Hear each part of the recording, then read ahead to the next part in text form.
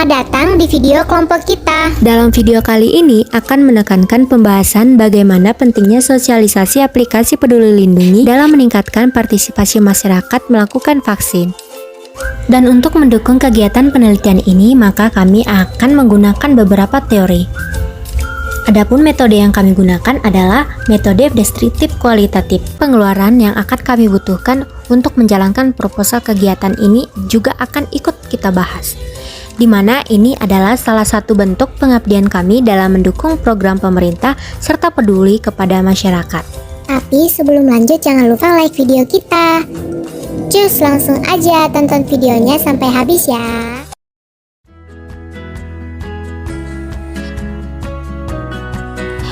Dalam proposal kegiatan penelitian ini, yang melatar belakanginya berawal dari pemerintah. Pemerintah adalah seseorang yang melakukan tugas penyelenggaraan pemerintahan. Melalui Undang-Undang 25 Tahun 2009 tentang pelayanan publik, pemerintah memiliki 3 fungsi. Salah satunya adalah fungsi pelayanan, yaitu pelayanan jasa. Hadirnya inovasi e-government membantu pemerintah melakukan tugas dan fungsinya. Apa itu e-government? E-government adalah penggunaan teknologi informasi oleh pemerintah untuk memberikan informasi dan pelayanan bagi warganya, mulai dari urusan bisnis serta hal-hal lain yang berkenaan dengan pemerintahan. Kasus virus corona diketahui lewat penyakit misterius yang melumpuhkan kota Wuhan di Cina. Tragedi pada akhir 2019 tersebut terus berlanjut hingga penyebaran virus corona mewabah ke seluruh dunia. Pandemi pada awal tahun 2020 di Indonesia yang mengharuskan pembatasan semua kegiatan yang dilakukan secara daring atau virtual. Digitalisasi semakin diutamakan demi mengurangi penyebaran kasus COVID-19 yang sedang merebak. Pemerintah bertanggung jawab menjalankan fungsinya. Indeks pembangunan manusia meletakkan kesehatan adalah salah satu komponen utama pengukuran selain pendidikan dan pendapatan. Sementara pandemi membuat kesehatan masyarakat semakin anjlok. Pemanfaatan e-government melalui Kementerian Komunikasi dan Informatika atau Kominfo melahirkan aplikasi Peduli Lindungi.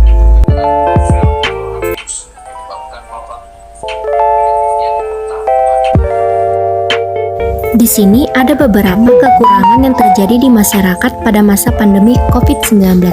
Pertama, kurangnya pemahaman masyarakat terkait pentingnya menjaga kesehatan tubuh dengan ikut vaksin di masa pandemi.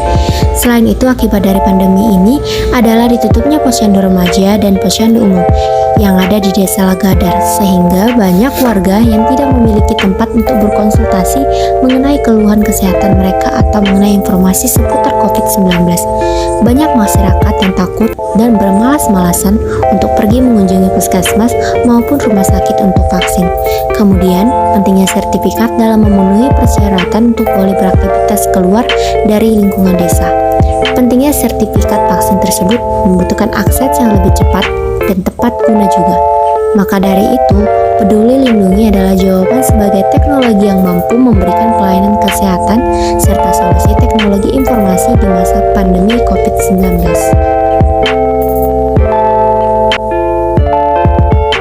Aplikasi Peduli Lindungi merupakan integrator utama dari 3 strategi pemerintah dalam mengendalikan pandemi, menekan laju penularan COVID-19 ketika aktivitas masyarakat mulai dibuka secara bertahap.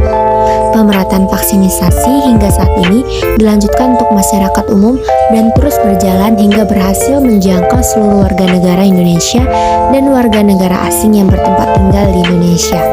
Agar penekanan laju COVID bisa dikendalikan, serta pengendalian kesehatan melalui vaksin dapat diikuti seluruh masyarakat, maka penting untuk melakukan sosialisasi kepada masyarakat guna meningkatkan kesadaran masyarakat untuk berpartisipasi bekerjasama dengan pemerintah melalui pemanfaatan aplikasi Peduli Lindungi.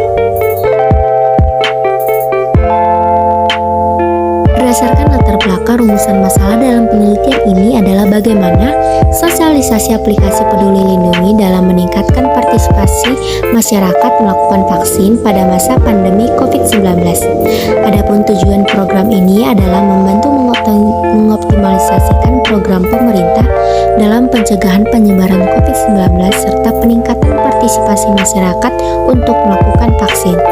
Manfaatnya dari kajian teoritis bahwa untuk menambah ilmu pengetahuan, khususnya ilmu pemerintahan tentang peran pemerintahan, secara praktis bagi masyarakat sebagai bahan pertimbangan untuk ikut berpartisipasi dalam penggunaan aplikasi Peduli Lindungi, sehingga masyarakat akan lebih paham tentang COVID-19 serta lebih dapat waspada dengan lingkungan sekitarnya. Bagi pemerintah desa adalah bahan masukan untuk pemerintah dalam menjalankan tugas dan fungsinya dalam memberikan pelayanan. Keutamaan penelitian ini adalah untuk memperkenalkan aplikasi Peduli Lindungi dalam meningkatkan kesadaran dan minat masyarakat untuk ikut berpartisipasi pada pelaksanaan vaksin di masa COVID-19. Selanjutnya di bab 2 ini kami akan membahas teori yang kami gunakan dalam penelitian kami ini, sosialisasi. Nah, pengertian sosialisasi. Sutanto dalam Limuriati 2017 berpendapat sosialisasi merupakan proses sosial tempat seorang individu mendapatkan pembentukan sikap untuk berperilaku yang sesuai dengan perilaku orang-orang di sekitarnya. Lanjut mengenai tujuan sosialisasi. Menurut Agustin 2014, tujuan sosialisasi antara lain memberi keterampilan dan pengetahuan yang dibutuhkan untuk melangsungkan kehidupan seseorang kelak di tengah masyarakat, menambah kemampuan berkomunikasi secara efektif dan efisien, serta mengembangkan kemampuan membaca, menulis, dan bercerita, membantu pengendalian fungsi-fungsi organik melalui pelatihan mawas diri yang tepat, membiasakan individu dengan nilai-nilai kepercayaan yang ada di masyarakat. Partisipasi masyarakat. Istilah partisipasi berasal dari bahasa Inggris participation yang berarti mengambil bagian.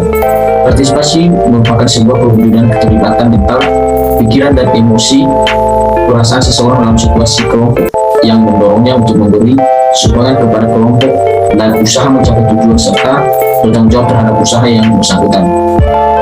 Lanjut mengenai coronavirus. Coronavirus atau virus corona merupakan keluarga besar virus yang menyebabkan infeksi saluran pernapasan atas ringan hingga sedang seperti penyakit flu.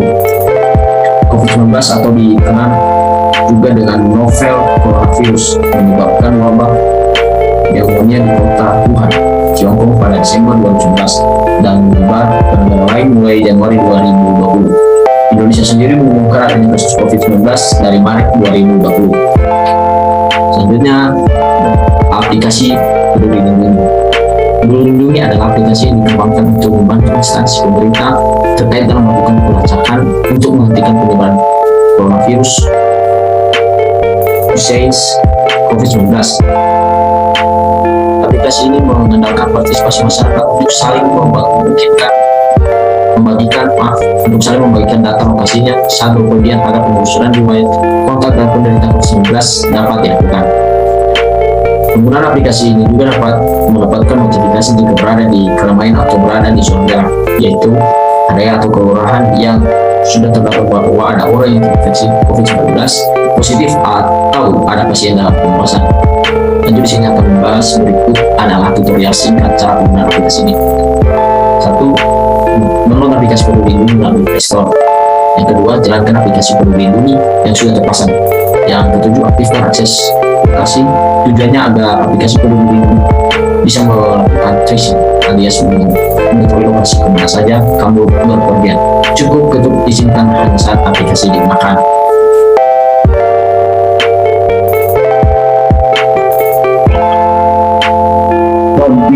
Di sini saya Dimas Janova akan menjelaskan metode penelitian. Jenis penelitian. Penelitian ini secara umum diarahkan untuk mengetahui dan mengenali bagaimana sosialisasi aplikasi Peduli Lindungi dalam meningkatkan minat masyarakat melakukan vaksin di Desa Lagadar. Oleh karena itu, metode penelitian yang digunakan yaitu metode kualitatif deskriptif. Metode ini dipilih untuk menggambarkan fenomena yang ada di lapangan secara detail, terperinci, dan terstruktur. Dengan menggunakan penelitian deskriptif ini, peneliti dapat mencari dan mengetahui serta menggambarkan dampak dari sosialisasi aplikasi Peduli terhadap minat masyarakat melakukan vaksin di Desa Lagadar. Lalu, teknik pengumpulan data. teknik pengumpulan data yang digunakan dalam penelitian ini antara lain wawancara, observasi, dan dokumentasi. 1. Wawancara interview dilakukan untuk mendapatkan informasi yang tidak dapat diperoleh melalui observasi atau kuesioner. Secara langsung yang dilakukan pada penelitian ini yaitu kepada kepala desa, kader desa, dan warga desa. Observasi. Penelitian ini menggunakan observasi yang dilakukan secara langsung di desa pengobjek. Ketiga, ada dokumentasi. Dokumentasi yaitu mengumpulkan data dari pemerintah kota, yaitu kepala desa dan sekretaris desa. Dokumentasi yang peneliti lakukan yakni pengumpulan data dari catatan tertulis dan dari tulisan-tulisan pada mata kuliah yang peneliti dapatkan atau tentang berbagai peristiwa pada waktu yang lalu dalam permasalahan yang ditemukan. Selanjutnya, terdapat 3 tahap utama dalam penelitian kualitatif, yaitu tahapan deskripsi atau orientasi, tahapan reduksi, dan ketiga, tahapan seleksi. Menurut Asep Suryana, tahapan penelitian meliputi menentukan permasalahan, melakukan studi literatur, penetapan lokasi, studi pendahuluan, penetapan metode pengumpulan data, observasi wawancara, dokumen, serta diskusi terarah. Kemudian analisa data selama penelitian, analisa data setelah validasi dan reliabilitas. Hasil, cerita, personal, deskripsi tebal, naratif dapat dibantu dalam bentuk tabel frekuensi. Adapun langkah-langkah yang dilakukan dalam penelitian ini sebagai berikut: menyusun rancangan penelitian, memilih lokasi penelitian, mengurus perizinan, memilih manfaatkan informan, menyiapkan instrumen penelitian, memahami dan memasuki lapangan, pengumpulan data, pengolahan data dan pemaknaan data, menentukan kesimpulan dan verifikasi data, serta pelaporan data.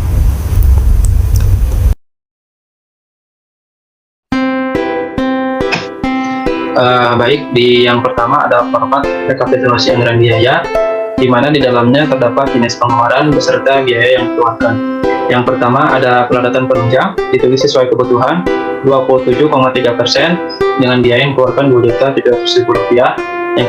Yang kedua ada bahan habis pakai, ditulis sesuai kebutuhan 31,4% dengan biaya yang dikeluarkan Rp3.100.000. Yang ketiga ada perjalanan, jelaskan kemana dan untuk apa tujuan ini dilaksanakan, yaitu 19,9% dengan biaya yang dikeluarkan Rp1.960.000 dan lain-lain mengikuti administrasi, publikasi, seminar, laporan lainnya sebutkan 21,4% dengan biaya yang dikeluarkan Rp2.115.000 dengan jumlah jika di total semua meliputi jenis pengeluaran biaya ini yaitu Rp9.875.000. Yang kedua yaitu ada jadwal kegiatan, di mana di sini terdapat jenis kegiatan, bulan pelaksanaan kegiatan, serta penanggung jawab kegiatan. Pada jadwal kegiatan ini dilaksanakan yaitu pada bulan Maret sampai Mei, yang dimana yang pertama ada perencanaan dengan penanggung jawab Dimas Sejalapa dan Dinas Sosial Mesir. Yang pertama ada pembuatan rutin atau riset, yaitu Dimas Sejalapa selaku penanggung jawab. Selanjutnya ada Dinas Sosial Mesir, peneliti